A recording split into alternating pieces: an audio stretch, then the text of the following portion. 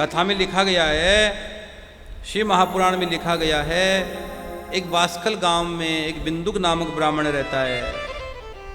ब्राह्मण बहुत कपटी है, बहुत छली है, बड़ा कामी है, बड़ा भोगी है। और बास्कल गांव में जो और जितने भी लोग रहते हैं, ब्राह्मण छोड़िए जितने भी लोग रहते हैं, सब के सब दुष्ट है। मारवाड़ी में कहूँ तो पूरी कुआं में भांग पड़ेड़ी है। आपा कहा ना मारवाड़ी में कि भाई पूरी कुआं में भांग पड़ गई रे भाई रे।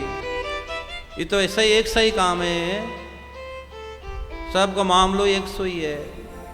तो भाई बास्कल गांव में जितने भी लोग हैं सब कपटी है, धूर्त है, छली है, कामी है, भोगी है, बेविचारी है, मदिरा का पान करते हैं, बेविचार करते हैं, शराब पीते हैं, गलत काम करते हैं, जुआ खेलते हैं, सट्टा करते हैं, जितने भी निकृष्ट काम होते हैं सब करते हैं वो। और बिंदुक ब्राह्मण भी वो ऐसा ही था। वो बेविचार करता था, मद्यपान करता था, शराब पीता था, कुकर्म करता था। अपने घर में इतनी अच्छी पत्नी होने के बावजूद, पत्नी का नाम था चंचूला, वो बहुत अच्छी थी, पतिप्रायणा थी, लेकिन वो उसमें नहीं रहता था। वो दूसरी स्त्रियों के साथ अपने मन को जोड़े रखता था। और लेकिन उसकी जो पत्नी थी बहुत अच्छी थी, ध्यान से सुनना, पत्नी बहुत अच्छी थी, पतिप्रायणा थी, सत्संग वाली थी। लेकिन धीरे धीरे धीरे भैया संग का असर हो जाता है। पति दुष्ट था, पूरे गांव के लोग ऐसे ही थे। तो कुछ समय के बाद उसकी जो पत्नी थी वो भी पथभ्रष्ट हो गई, वो भी गलत रास्ते पर चल पड़ी। पति पत्नी दोनों गलत रास्ते पे आ गए, दोनों का रास्ता गलत हो गया, दोनों कुमार्ग पर चल पड़े। इसलिए कहते हैं संगत का बड़ा असर होता है भैया। अच्छे लोगों में रहोगे तो अच्छे बन जाओगे, बुरे लोगों में रहोगे तो बुरे बन जाओगे। अच्छे लोगों का संग करो, दुर्जन लोगों का संग मत करना। इसलिए तुलसीदास जी ने रामचरितमानस में दुर्जनों को प्रणाम किया है कि दुर्जनों को प्रणाम करता हूं। अच्छे लोग तो वैसे ही नहीं बोलेंगे, लेकिन जो दुर्जन लोग हैं वो नहीं छोड़ते हैं, तो उन्होंने प्रणाम किया। इसलिए दुर्जनों का संग कभी मत करना। सांप का कर लेना, एक बार काटेगा, दुर्जन तो बार बार काटेगा। हाँ, दुर्जन का संग हर हाल में बुरा है, कोयला हर हाल में बुरा है। जलते हुए कोयले को हाथ में लेते हाथ जला देता है, और बुझे हुए कोयले को हाथ में लेते हाथ काला तो कर देता है। इसलिए पाप कर्म से बचो भैया। तो वो बिंदुक ब्राह्मण और ब्राह्मणी दोनों एक जैसी हो गए। फिर संग, कितनी अच्छी वो धर्म पत्नी थी, लेकिन गलत रास्ते पे चल पड़ी वो भी। और बिंदुक ने वेश्या को अपनी पत्नी बना लिया, यहां तक पहुंच गया। और कथा यहां कहती है, शिव महापुराण में लिखा गया है, और कुछ समय के बाद वो बिंदुक मर गया। वो बिंदुक ब्राह्मण मरा, और जैसे मरा वो नरक में चला गया। नारकीय यात्राएं भोग रहा है, नाना प्रकार के नारकीय यात्राएं भोगने के बाद वो विंध्य पर्वत पर पिशाच बन गया। अब ध्यान से सुनना इस कथा को, बहुत अद्भुत कथा है। विंध्य पर्वत पर पिशाच बन गया बिंदुक। पहले क्या लिखा कथा में? पहले नारकीय यात्राएं भोगी उन्होंने। जितने भी नरक होते हैं, जितने उसके पाप के खाते में जो नरक आते हैं, 28 प्रकार के नरकों का वर्णन शिव महापुराण में भी किया गया, भागवत में भी किया गया है।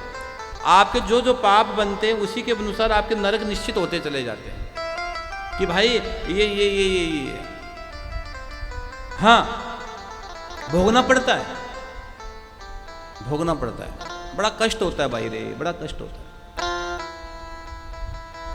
तो वो नारकीय यातना भोगकर फिर विंध्य पर्वत पर पिशाच बन गया। तुलसीदास जी लिखा है ना, भूत पिशाच निकट नहीं आवे, महावीर जब नाम सुनावे। पिशाच बन गया वो पापी तो था, गति बिगड़ गई, दुर्गति हो गई, और पागलों की तरह घूम रहा है वो। न उसको खाने को मिल रहा है, उसको न कुछ पीने को मिल रहा है, वो घूम रहा है इधर उधर, भटक रहा है, भटक रहा है वो पिशाच बनकर। अब इधर देखो क्या होता है, एक बड़ी विचित्र घटना घटित हो जाती है। एक दिन चंचूला, ये जो चंचूला है ना, एक दिन अपने परिवार में अपने बच्चों के साथ बैठी थी, अपने बच्चों के साथ रहती है। एक बार कुछ लोग, गांव के लोगों ने सोचा चलो तीर्थ यात्रा पर जाएं। तो सब के सब मिलकर उसके मन किया चलो मैं भी इनके साथ चले जाऊं। अब एक बात बताऊं, प्रारब्ध और पूर्व में की गई भक्ति कब आदमी की जाग जाती है पता थोड़ी होता है ना। तो आज सब लोग, काफी लोगों की इच्छा कि चलो प्रयाग चले, चलो यहाँ से गोकर्ण क्षेत्र में चले, गोकर्ण क्षेत्र में चले यहाँ से। तो सबके लोग जाने लगे, बस गाड़ी जा रही थी तो वो भी उसमें अंदर जाकर बैठ गई कि मैं भी जाऊंगी। तो वो गोकर्ण क्षेत्र में पहुंच गए सब। गोकर्ण जी कौन? गोकर्ण क्षेत्र में पहुंच गए। वो आम का फल वाली भागवत की गाथा आपको याद होगी ना। आम का फल, धुंधुकारी के भाई गोकर्ण, उस आम के फल का प्रसाद है ये, आम का फल का प्रसाद है। आत्मदेव का बेटा, आत्मदेव के पुत्र नहीं था, संत के पास गए, संत ने एक फल दिया कि खा लेना, तेरी पत्नी को ले जाकर बोल देना खा ले। वो उसने खाया नहीं, गाय को खिला दिया और गाय के पुत्र हुआ। उसका नाम है गोकर्ण जी। गोकर्ण जी पुत्र हुए, बड़े महात्मा हुए, बड़े सिद्ध ज्ञानी हुए, धर्मात्मा हुए। और उन्होंने भागवत में भागवत सुनाई थी उस प्रेत को, पता है? उसका भाई जब प्रेत योनि में चला गया था, भागवत में लिखा है, तो उसके भाई को भागवत सुनाई थी और भागवत सुनाकर प्रेत योनि से उसकी मुक्ति करवाई थी, गोकर्ण जी ने करवाई थी। उसकी प्रेत योनि से मुक्ति हो गई थी, प्रेत योनि से छुटकारा मिल गया उसको भागवत सुनकर। भागवत सुनकर प्रेत योनि से छुटकारा मिला। और यहां कथा कहती है, वो जैसे गोकर्ण क्षेत्र में पहुंची, जब आप तीर्थ में पहुंच जाते हो ना, तीर्थ में पहुंच जाते हो, कथाओं में पहुंच जाते हो, सत्संग में पहुंच जाते हो, तो आपके पाप कटने प्रारंभ हो जाते हैं। आपके पाप कम होते हैं, आपके पाप कटने स्टार्ट हो जाते हैं। और जैसे पाप थोड़े से कम हुए, तीर्थों में पहुंची वो, तो सोचे कि मेला लगा हुआ था, मेला, तो सोचा मेला देखने के लिए मैं जाऊं। तो मेला देखने के लिए गई वो, रास्ते में शिव का मंदिर था, रास्ते में शिव का मंदिर था, और अचानक वो शिव के मंदिर में घुस गई। ये है आपके पूर्व का किया गया भजन, पूर्व में किया गया भजन भाव, पूर्व में किया गया तप, और तप के प्रभाव से वो मंदिर में पहुंच गई। और शिव महापुराण में लिखा है, जैसे वो चंचुला मंदिर में पहुंची, आप भैया जो भजन करते हो, सत्संग करते हो, भगवान की याद करते हो, माला फेरते हो उसकी याद में, तो कभी निष्फल नहीं जाती है। लगता कई बार जरूर है यार हम जो कर रहे हैं, हमारा ये भाव कहाँ जा रहा है, लेकिन कभी निष्फल नहीं जाता। वो सीधा गोविंद तक आपको पहुंचा देता है, वो कभी निष्फल नहीं जा सकता। इस बात का ध्यान रखना आप। तो चंचुला के पैर अपने आप शिव के मंदिर में पहुंच गए, और चंचुला के पैर भगवान की शरण में पहुंचे, शिव के आद्य शिव के शरण में पहुंचे। वो मंदिर था शिवालय एक, और शिवालय का मंदिर था, और उसमें बहुत सारे संत महात्मा बैठे थे, बहुत सारे संत महात्मा बैठे थे, और एकाग्र भाव से बैठे थे, एकदम एकाग्र भाव से। ये कथा सुनने का नियम है। अगर आप कथा सुन रहे हो, मन चंचल है, तो कथा रुकेगी नहीं, कथा निकल जाएगी। और कथा सुनने का नियम है, एकाग्र भाव से एक एक शब्दों को आप जीवन को उतारते चले जाओ, एक एक शब्द को आप अपने जीवन में उतारते चले जाओ। हाँ भैया, उतारते चले जाओ। तो वो जाकर देखा तो सब शांत बैठे थे, बड़े बड़े महात्मा। उस व्यासपीठ के सामने एक महात्मा जी कथा सुना रहे थे, सब उनको सुन रहे थे। महात्मा जी कथा सुना रहे थे। कौन सी कथा सुना रहे थे? शिव महापुराण। यही शिव महापुराण सुना रहे थे, शिव महापुराण की कथा सुना रहे थे महात्मा जी। और ब्राह्मण और सब के लोग बैठे थे वहां, सब लोग बैठे थे, कथा सुन रहे थे एकाग्र भाव से। और अगर कथा के बीच में कोई बोलता है, कथा के बीच में आपको डिस्टर्ब करता है, कथा का रस भंग करता है, तो अगले जन्म में वो व्यक्ति गूंगा और बहरा हो जाता है। ये भी कथा में लिखा है। अगर आपकी कथा समझ में नहीं आ रही हो, कथा में बोल रहे हो, बात बीच बीच में आप घर में भी चर्चा करते हो, कथा पूरी सुना करो। और मैं तो कहता हूँ दिया जलाकर सुना करो, एक दीपक जला दिया करो और घर में कथा सुना करो, पूरे आराम से भरोसे के साथ कथा सुनो। एक दिवला जलाओ श्याम के नाम का, एक दिवला जलाओ शिव के नाम का, दीपदान करो और कथा सुनो। नहीं है तो सूर्य और चंद्रमा तो साक्षात दीप है ही उनके सामने, सूर्य तो साक्षात दीप जल रहे हैं, साक्षात जल रहे हैं। तो वो मंदिर में चली गई और मंदिर में जाकर उसने शिव का पूजन देखा। और शिव की कथा सुनी। और जैसी शिव की कथा सुनी, एक और बताऊंगा, अगर आप कथा सुना रहे हो और कोई भी आदमी कथा स्थल में आता है तो एकदम सब लोग शांत भाव से कथा सुन रहे होते ना, तो उस आदमी का मन उसी समय एकाग्र हो जाता है। अगर उसमें सब हलचल करते हो, कोई इधर उधर हो रहा हो, तो फिर वो कथा टिकेगी नहीं भैया।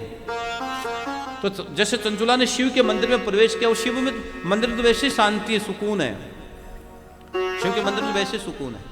और जैसे वो पहुंची तो बहुत सारे सन्यासी, संत महात्मा, ब्राह्मण देवता, गृहस्थी लोग शिव के मंदिर में कथा सुन रहे थे और ब्राह्मण देवता कथा सुना रहे थे। और कथा सुना रहे थे तो कथा में उन ब्राह्मण ने यह बात बोल दी कि जो भी पुरुष स्त्री जीवन में व्यभिचार करते हैं, गलत मार्ग का आचरण करते हैं, जो स्त्रियां पर पुरुषों के साथ विचरण करती है, उनकी गति बिगड़ जाती है। उनकी गति, उनको यमराज अपने लोक में लेकर चले जाते हैं और नाना प्रकार की यातनाएं देते हैं, नाना प्रकार के क्लेशों को भोगना पड़ता है, उनका जीवन नारकीय हो जाता है। वो जीवन में, उनके जीवन में कुछ बचता नहीं है उसके बाद। और यम के दूत उनके को नाना प्रकार की यातनाएं दे दे के तड़फाते हैं। तब उन्होंने ये शब्द सुना तो चंचुला ने सोचा, अरे मैं तो बड़ी पापीन हूं, मैंने जीवन में गलत गलत कार्य किए, मैंने कोई अच्छा काम नहीं किया, मेरी क्या गति होगी, मेरी तो दुर्गति होगी। और वो कथा सुनते सुनते उनकी आंखों में आंसू आने लग गए।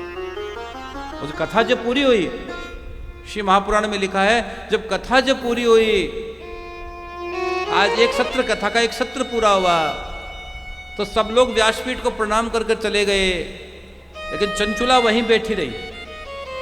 चंचुला वहीं बैठी रही। कथा पूरी हो गई तो ब्राह्मण देवता को जाकर प्रणाम किया। हे ब्राह्मण देवता, आपको मेरा प्रणाम है। हे देव, मेरा प्रणाम आपको।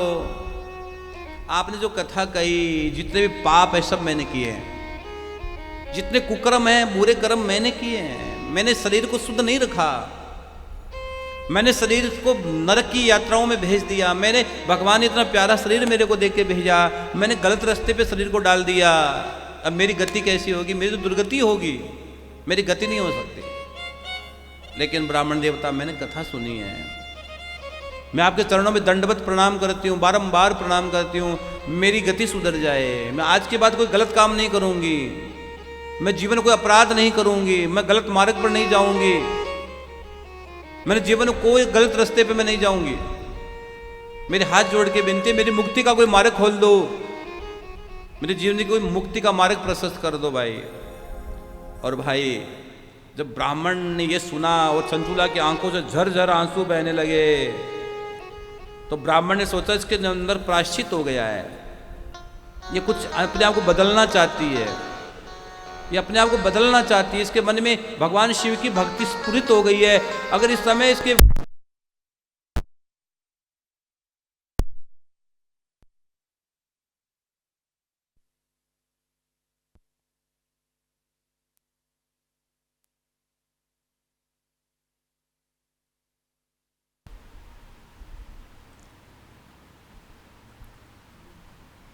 बोले शिव महापुराण की जय हो।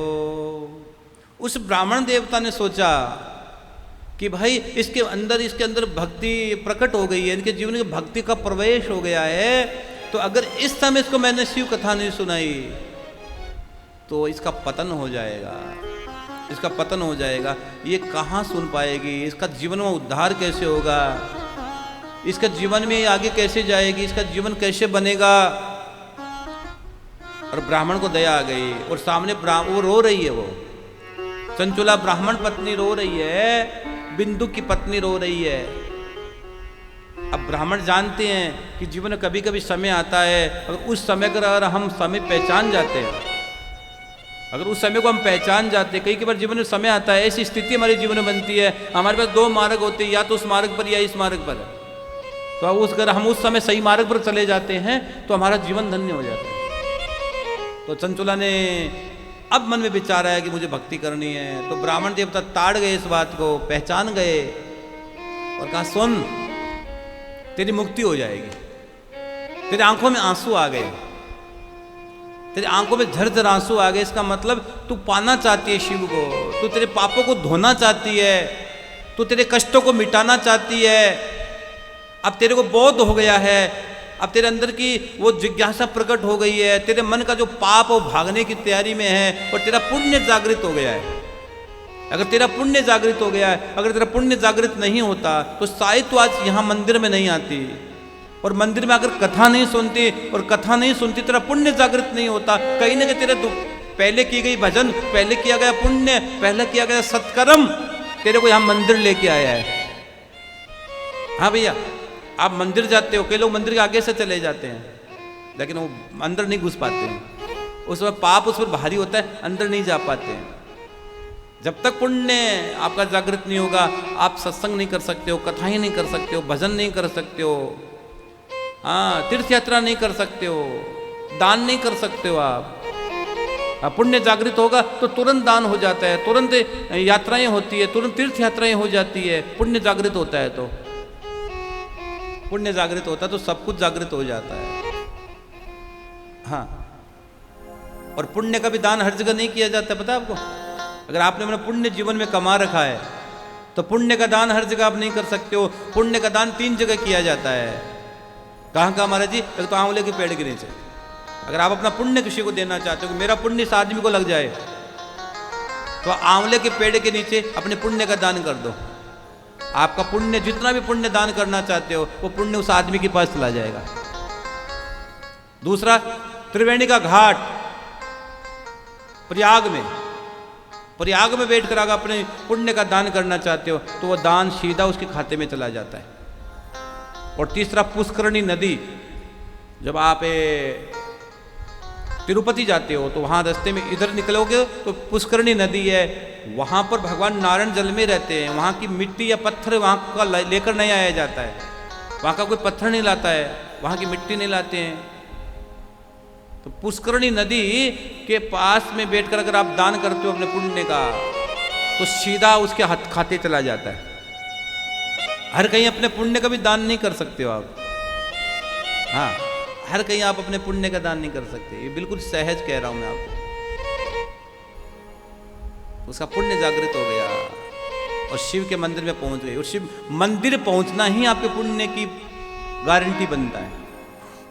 मंदिर जाने से वहां की एनर्जी आती है, मंदिर जाने से वहां की जो पॉजिटिव एनर्जी आपको मिलती है। हाँ, परिक्रमा करते हो तो कितनी एनर्जी आपको मिल जाती है, पॉजिटिव एनर्जी। तो वो ब्राह्मणी हाथ जोड़कर बोलती है, तो उन्होंने कहा ठीक है मैं तुम्हारी मुक्ति करूंगा, तुम्हारे पापों का शमन हो जाएगा, लेकिन मेरी शर्त है मैं तुझे जो सुनाने जा रहा हूं उसको ध्यान से सुनना पड़ेगा। ये पहली शर्त है। मैं तुझे जो सुनाने जा रहा हूं श्रद्धा से सुनना पड़ेगा और संसार से अपने मन को हटाना पड़ेगा। अगर संसार से अपने मन को हटा लोगी बावली तो तेरा कल्याण हो जाएगा। उसने कहा मैंने जीवन में बहुत गलतियां कर दी है भगवान, हे ब्राह्मण देवता, मैंने बहुत गलतियां कर दी है, अब मैं एक गलती भी नहीं करूंगी। जीवन के अंदर क्या होता है पता है? जीवन के अंदर भगवान कई बार इशारा करते हैं, गुरु और गोविंद इशारा करते हैं। अगर उस इशारे को आप सही तरीके से ताड़ गए तो आपका कल्याण हो जाएगा, और इस इशारे को नहीं समझ पाए आप तो आपकी दुर्गति हो जाएगी। हाँ, अगर सही समय पर इशारे को समझ गए तो आपका कल्याण, और इशारा नहीं समझे तो भैया कोई कुछ भी नहीं कर सकता। अब पछताए होत क्या। गाड़ी निकलने के बाद पटरी पर डोलते रहो, क्या मतलब है? स्टेशन पर बैठे रहो, गाड़ी तो चली गई, गाड़ी चली, गाड़ी छूट गई।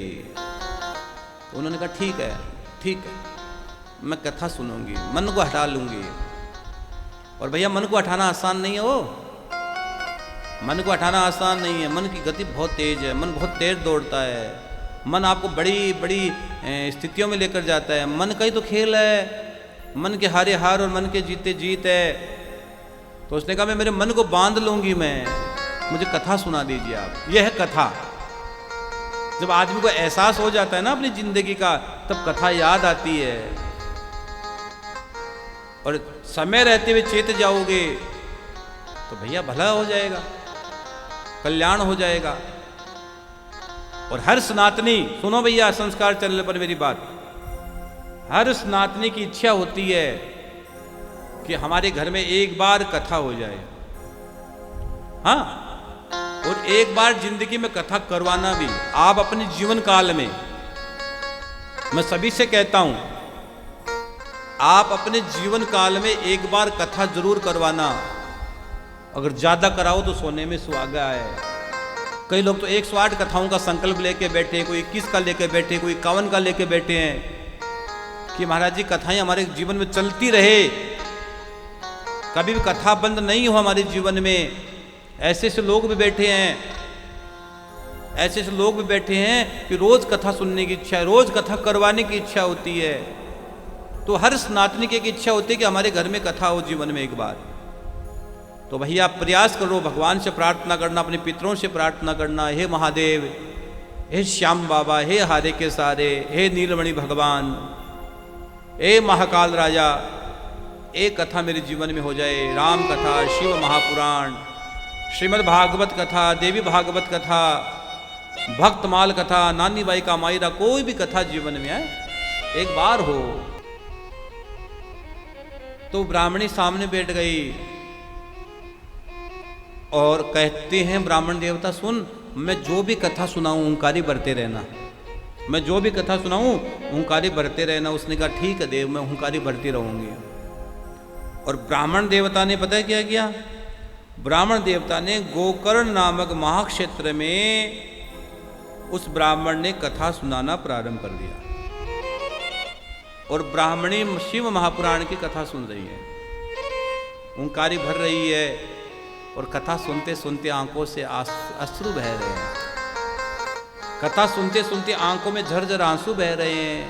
अपने पाप को याद कर रही है, अपने पूर्व समय को याद कर रही है कि मैं कितनी अच्छी थी, फिर मैं कितनी पापी हो गई, मैंने कितने गलत गलत काम जीवन में कर लिए। एक एक बात की स्मृति होती है, लेकिन भगवान कितने दयालु है, जिन्होंने मेरे पर कृपा की। कितने लोग गांव में रहते हैं, कितने लोग यहाँ तीर्थों में आए हैं, सब पर ये कृपा नहीं हुई, मेरे पर विशेष भगवान ने कृपा की। मैं मंदिर आई और मुझे शिव कथा सुनने का मौका मिला।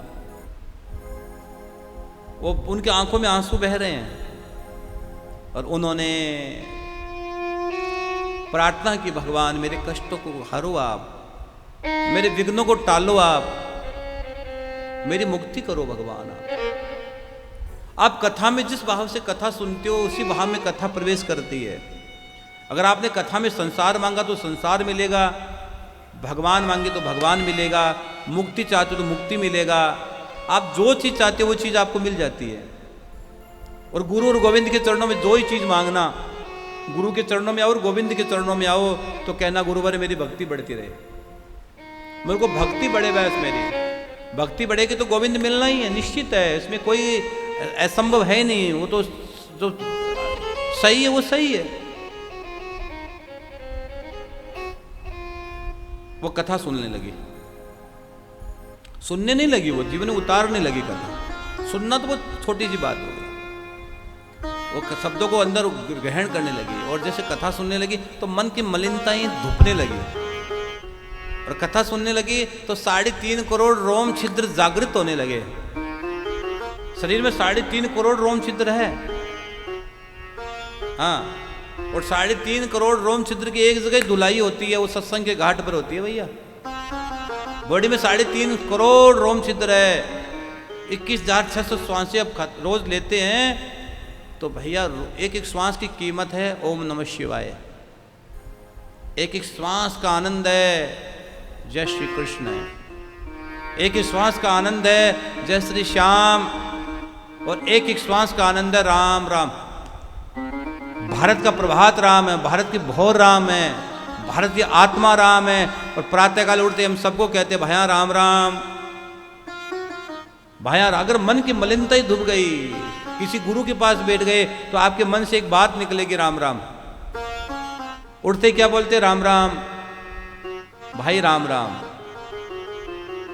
भारत की अस्मिता राम है, भारत का प्रभात राम है, भारत का भोर राम है, और भारत का आनंद राम है। तो जैसे मलिनता ही मन की मिटेगी तो राम राम निकलेगा। और राम राम निकलता उसने पूरी कथा सुन ली, पूरी कथा। और जैसे ही कथा सुनी और कुछ समय के बाद, ध्यान से सुनो इस बात को, यहां कुछ समय के बाद बिना कष्ट के, या कथा में लिखा है बिना किसी कष्ट के चंचुला ने अपने शरीर को त्याग दिया। वहीं कुछ समय के बाद चंचुला ने अपने शरीर को त्याग दिया। और जैसे शरीर को त्याग दिया, एक दिव्य विमान आया। हाँ, एक दिव्य विमान आया और विमान में भगवान शिव के गण बैठे हैं, भगवान शिव के पार्षद बैठे हैं। और उसी समय दिव्य शरीर में परिवर्तित हो गई वो चंचुला। कथा में लिखा गया है वो दिव्य विमान पर आरूढ़ हो गई और ऐसा लगता वो दिव्यांगना हो गई हो। इतना सुंदर शरीर धारण कर लिया चंचुला ने। अब यहां कथा में लिखा है कि बिना कष्ट प्राण त्याग दिया।